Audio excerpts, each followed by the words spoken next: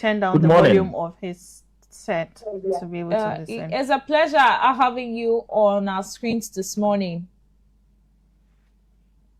It's a pleasure to be on. Good morning, and good morning to all your viewers and listeners. Great. First of all, let me pick your initial thoughts on hate speech and free speech before we come into the actual conversation. So repeat that. Your line was not clear. I'm asking for your initial thoughts on hate speech and free speech. What do you make up of it? Oh, okay.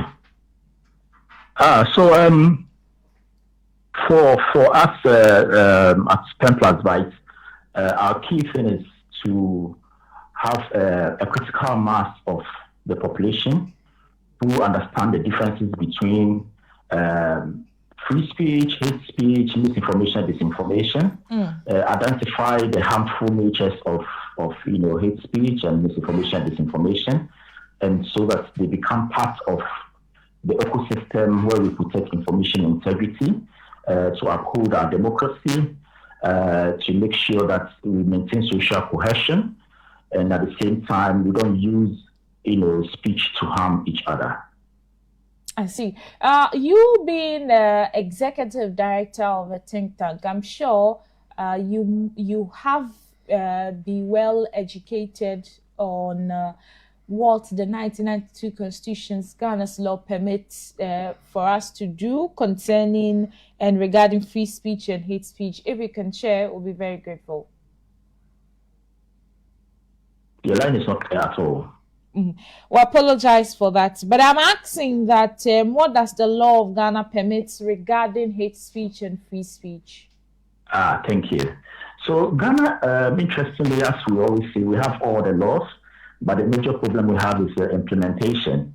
And we have one of the more protective free expression frameworks in Africa, which is actually anchored in our 1992 Constitution. So, for instance, Article 21 guarantees freedom of speech and expression, including freedom of the press and other media. The same Constitution, Article 162, guarantees freedom and independence of the media, and specifically prohibits any law that subjects the media to licensing or censorship. Article 19 guarantees a fair trial, including presumption of innocence, and the burden of proof actually rests on the prosecution. So all of this actually guarantees free speech and expression. The only crawback is Article 164, which basically says that the rights can be limited by laws reasonably required in the interest of national security, which unfortunately is used a lot because so many things can be fit under national security. Also in the interest of public order, public morality, and for protecting the reputations and rights and freedoms of others. So the Constitution itself permits proportionate necessary limits. The question is always whether the given limit is genuinely reasonable and narrowly drawn. And if you remember, in 2001, we achieved a great milestone where we repealed the criminal libel and seditious libel law. That moved defamation out of the criminal courts into civil law. So you can be sued or sue for damages for what you say, but generally you cannot be jailed for what you publish. So this is widely regarded as one of the foundations of Ghana's reputation as a regional leader in terms of press freedom. On hate speech specifically, at Penplusbytes, we did a search and a research on all the existing laws around information integrity, and we couldn't find a single dedicated law that deals with hate speech. But it is, addressed indirectly through general law. Okay. So incitement provisions in the Criminal Offences Act 1960, public order law. We also have some provisions in the National Peace Council framework, broadcasting standards under NMC, and we have two surviving false news provisions, which still sits on our statute books. Which is the section 208 of Act 29, which deals with publishing false news likely to cause fear or alarm to the public. The usual causing fear and panic. And then the Electronic Communications Act also has something to do with hate speech specifically. So the picture we have in Ghana, just to summarize, is that we have broad protection of expression, including unpopular and even offensive speech. No permits limits. Defamation, fortunately for us, defamation is handled civilly and it's not in a criminal issue. Hate speech and incitement is handled through general criminal law rather than a bespoke regime of law. And our new bill by the Ministry of Communication is seeking to put all of this together in one concise document. Very well. It's often said that Ghana is always having the beautiful laws and policies, but once it comes to enforcement, it becomes a very great deal. Before we get to that tangent, let me ask your opinion. Because you've listed a lot of beautiful laws that we have concerning free speech, with the exception of hate speech that can be recorded under criminal laws. What is partisan politics doing to these laws that we have?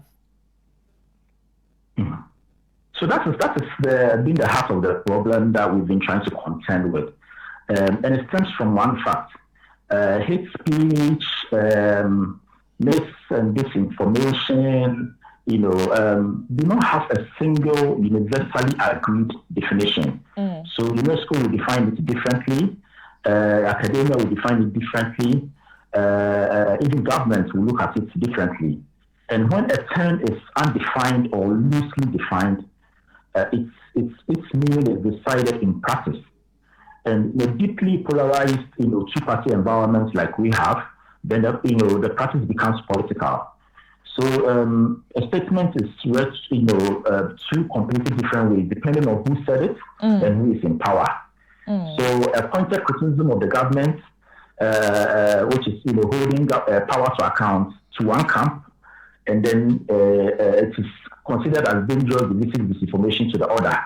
So whoever controls the enforcement gets to decide, which reading wins. So the result is a very selective enforcement. So speech of opponents gets flagged, investigated, and prosecuted. Equivalent speech, an equivalent same speech from an ally is totally ignored.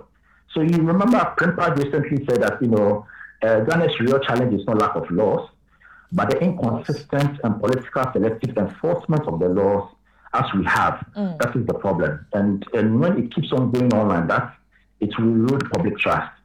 So with the recent wave of arrests and detentions of bloggers and activists under the existing forced law provisions, has given cause to organizations such as Penplusbytes, my organization, and other civil society organizations to flag it as basically it's a pattern of creeping criminalization of speech, and we need to look at it. So cases where that what is really is at stake is speech that is embarrassing or politically inconvenient. Not that speech is generally dangerous, but it's seen as politically inconvenient or embarrassing. We go after the opponents, and I think that when that happens, criminalization of speech is creeping in, and it shows the appetite for selective use of already existing law, which does not serve the purpose, and it can be used selectively. So the danger of partisan interpretation then, is that it turns a regulator or a prosecutor into a political referee. That's what we have. Okay. And once people believe the referee is biased, the law loses legitimacy, and the chilling effect spreads to legitimate dissent. And we are having legitimate dissent, coming from civil society, coming from opposition elements as well. Yeah. I see. Then one will ask, to what extent can we say a comment on our social media, or online or airwaves is inciting violence, defamations, the spread of harmful misinformation? To what extent can we say that then? Thank you. That's a very, very good question. I like that because it's quite a vague area, and where all of us get emotional and we integrate such comments with emotions or gut feeling, but that should not be. We need an actual test, to do this. And fortunately for us, there are different, conventions, UN conventions, agreements that, tries to bring some clarity using some tests. And I think there's the UN Rabat Plan of Action, correct? That's the one.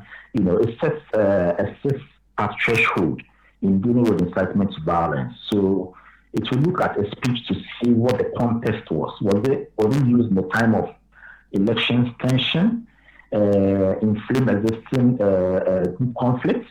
Who is the speaker? Do they have influence or authority, to cause incitement to violence? What is the intent? Is this is it harmful or intended, to bring about incitement to violence? Even the content and the form of the statement, the reach, the audience size that that sort of comments or statements reaches, and then the likelihood that it will actually cause harm. So that is how to deal with incitement to violence. You need to look at all these factors, the context, the speaker, to see what their aim or intention is. Defamation in Ghana, as I said earlier, is now a civil matter.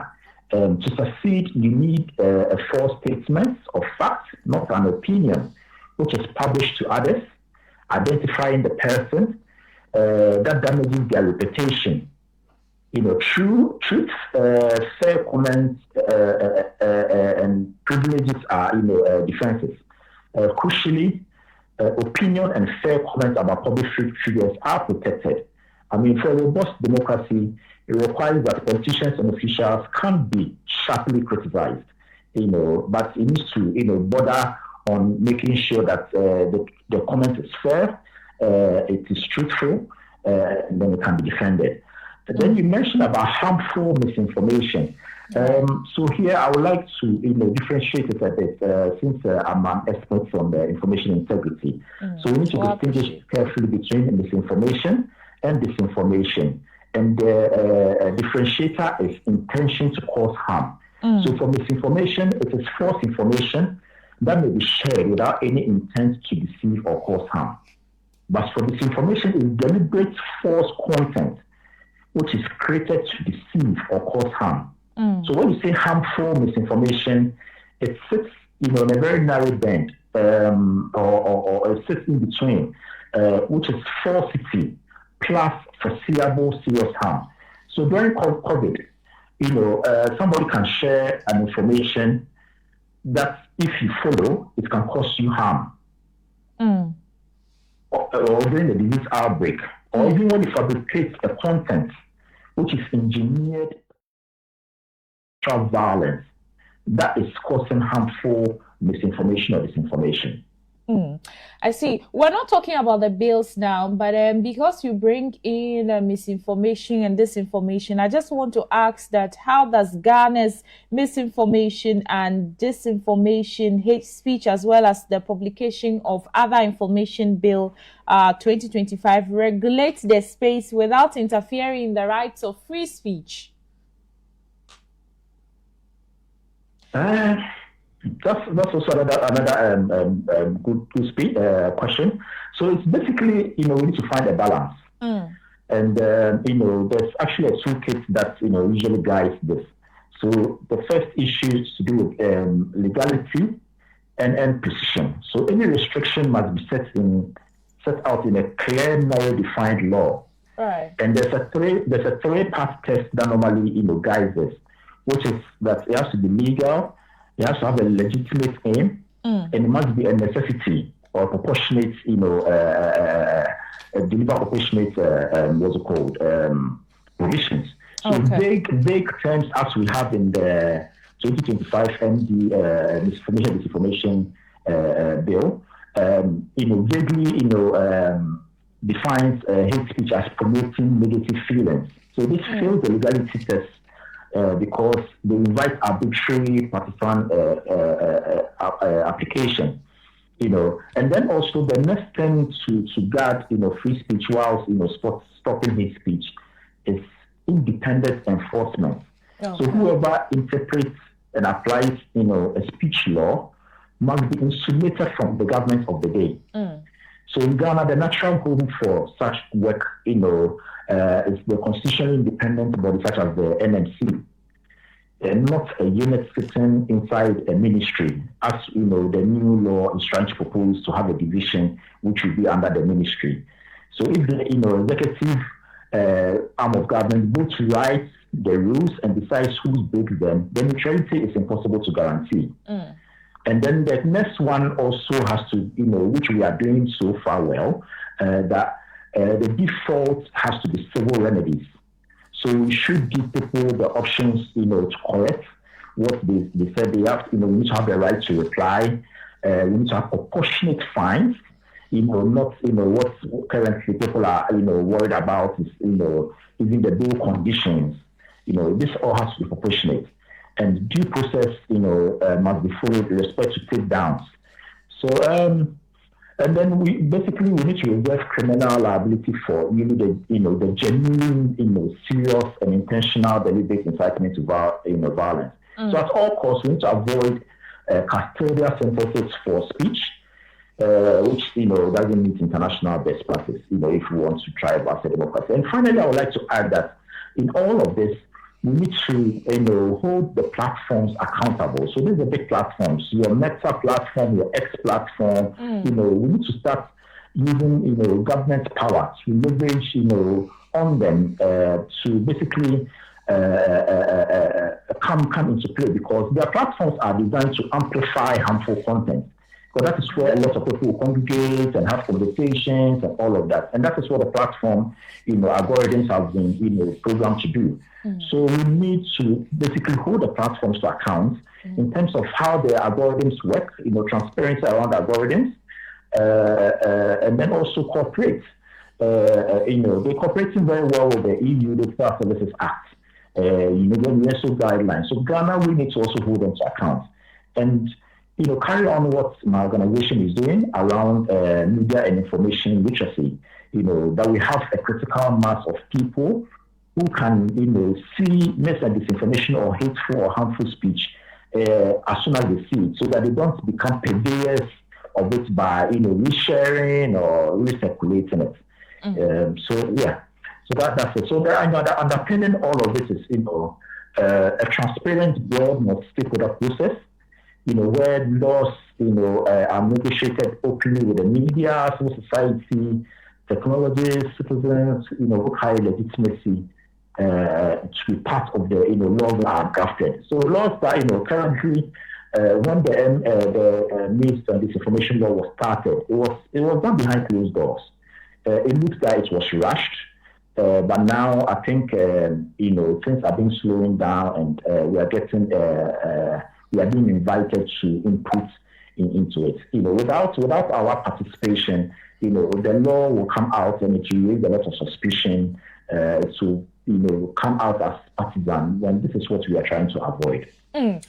So before you go, sir, I want to ask you two very important questions. One will be that in all that you have said, tying it together means therefore that we should worry about our status of democracy, because it's a growing democracy. If hate speech is unchecked, then we stand to, record some sort of effect on the state of our democracy. I stand to be corrected. Do you think the same way?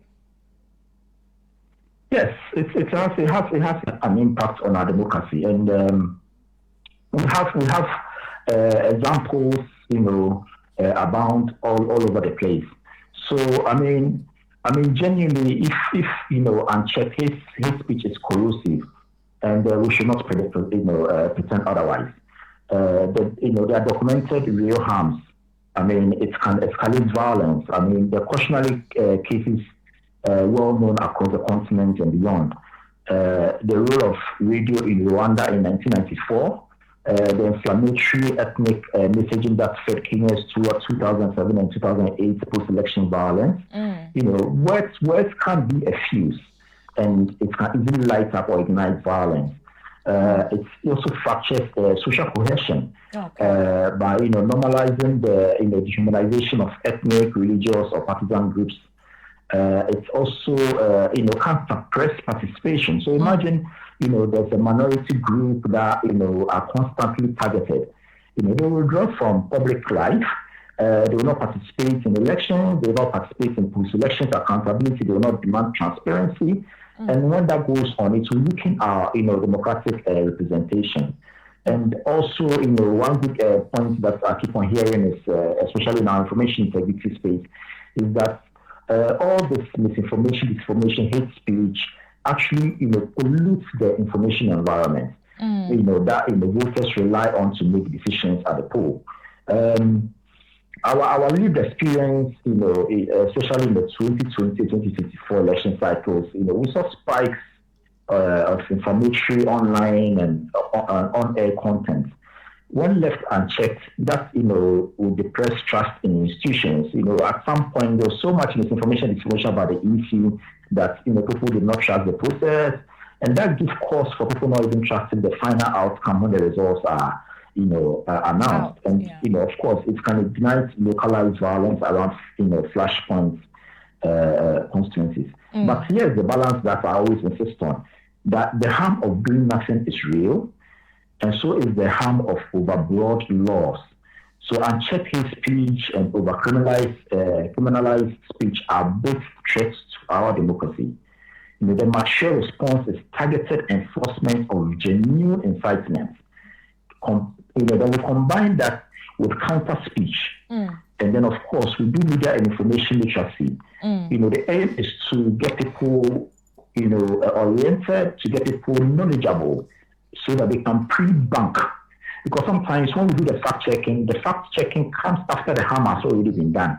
We are not able to reach all the spaces that the harmful information went to. So in a closed WhatsApp group, how can the fact checking go in there? But in that closed WhatsApp group, if you have somebody who is media and information literate, they can call it out with that group without Penplusbytes coming in, without other fact checkers coming in. And of course, we need to look at the platform accountability I mentioned earlier. We need to hold those platforms account so that they don't push or amplify hate speech and misinformation.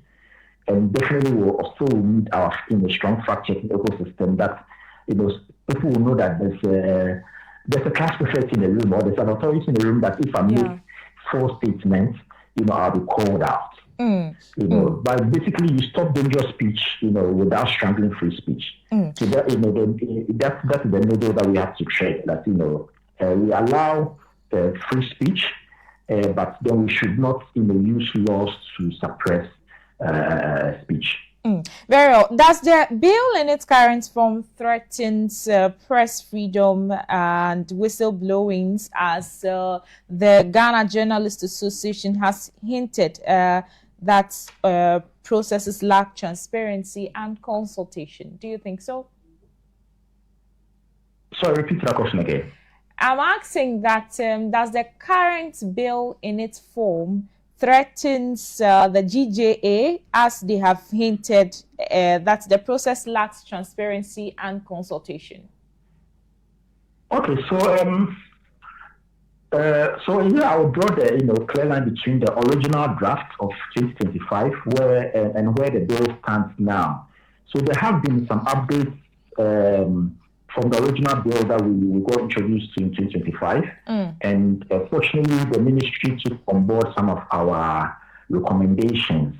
The GJ's concerns were mainly about the 2025 version, which was entirely valid. The fact that the bill has since changed shows that advocacy and consultation has worked. So the original concerns, which I mentioned, was real. The GJA president, Albert before, described the 2025 bill legislative process as lacking transparency. That was the time. And then they also lacked adequate stakeholder consultation, and one that, it inadvertently weaponized state power against the media and will silence critical voices. So his most important point, even if the current administration did not, intend to misuse the law, and I like that point that he made. A subsequent government may, So the current administration, they have, the right intent to, make sure that we can face cyberbullying and all of that. But, how far can somebody else interpret it in the future? So on substance, the 2025, draft carried a licensing style sort of sanction regime. It had broad criminalization of custodial sentences, a reverse burden of proof on election and health-related information, which collided with the presumption of, innocence under Article 19. So that was brought up that if you reverse the burden of proof on election and health-related information, then you are going against, Article 19 of the Constitution itself. Then the enforcement is housed inside a ministerial directed division. And all of us, including even the Gimpa Law School, all called for an, extended nationwide consultation and a comprehensive redraft. So the redraft, as we see now, answers most of the concerns that, we were raised directly on both press freedom and whistleblowing. So whistleblowing now is expressly protected. Press freedom is better insulated. The no criminal first regime also has changed. That has also been corrected. But the job is not finished. There's still 3 residual risks that remain in the improved bill. I don't know whether that has changed or still there, but there's still consultation going on. And our role is to keep the pressure on. So Section 21 of it still allows the minister to issue policy directives to the commission. Okay. It limits interference in technical and operational matters. But the line between policy and operations is exactly where political pressure tends to leak. And this means the tightest possible drafting. And then the interpretation of the harm thresholds, so which is the Section 7 and 38, will be decided on practice. Serious harm must be applied, narrowly, or the same that it rules case by case. And then the implementation and enforcement powers also needs to be looked at. So independence on paper means little without genuine financial and operational autonomy of the Commission and judicial oversight of its others. So my answer is that the 2026 bill is no longer the press freedom threat that 2025 draft had, which the DJ expressed concerns with. The protections of journalism and whistleblowers are now built in, but we need to have very vigilant on how the harm thresholds are interpreted in practice, and also note that there was a flurry of bills that the ministry came up with. So there's also the Cyber Security Amendment Bill 2025, right? Which drew parallel concerns from the GJ as well, particularly in broad cyberbullying offense and expanded enforcement powers. And these bills travel together. So we need to look at, the same, in the same way that they provide independence for media, and then proportionality of punishment, apply, across the whole package. Okay. Finally, before you go, sir, what is the efforts that your institution is undertaking to signal any potential harm to freedom expression in the passage of the MDHI Bill 2025? What's my institution? Yes, what's your institution intend to do in undertaking the signal of any potential? Okay, thank you. So, Penplusbytes, we have been, we were fortunate, we got round to the bill very early because we are members of the Open Government Partnership Steering Committee. And when we were engaged, we did, together with the OGP, we did formal submissions to the ministry. And subsequently, we've engaged, we've been invited to forums and workshops by the ministry. So we have fully engaged with the bill. And over the years, we've done some work around information integrity. And my organization, especially working in the intersection of technology, media, and democratic governance, we've engaged the substance of the bill directly, benchmarking it against provisions in 1992 Constitution, the International Convention on Civil and Political Rights. We looked at the African Charter on Human Rights. We also benchmarked it against the African Commission's Declaration of Principles on Freedom of Expression and Access to Information. And our role basically is to move the debate from emotions to evidence, and which causes, which clauses fail the legality and proportionality test and how they can be narrowed. And of course, we're still working with all the coalitions, and I think it's bearing fruit. So we are not basically working in isolation. We've added our voice to broad civil society and media coalitions that has called for a standard, transparent, nationwide consultation and a comprehensive redraft. And I think that advocates have worked. The shift from 2025 version, which was very, very control-oriented draft, to the 2026, which is more rights-based information integrity bill with its human rights spine, higher liability thresholds, independent commission, explicit protection for whistleblower blowing, reflects exactly the kind of input that the coalition is pressed for. Our focus now is on closing the remaining gaps, tightening the Section 21's ministerial directives power, giving too much power to the minister, that has to be looked at, and ensuring that the harmful thresholds are interpreted narrowly, because when it's loosely interpreted or loosely defined, that's where we find political expressions in there. We also building the non-cohesive alternatives and work. This is where we are most distinctive. We always arguing that information integrity can be advanced without criminalizing speech. And we demonstrate this in practice. So we have various platforms for pre-banking. We have citizen-facing platform around our project called the Ghana Fact Base. We're developing AI with our Kasagadi AI platform, which is for practitioners, and it's a marketplace for everybody to see what Ghana is doing around information integrity. We've done a lot of work since 2014 around media and information literacy.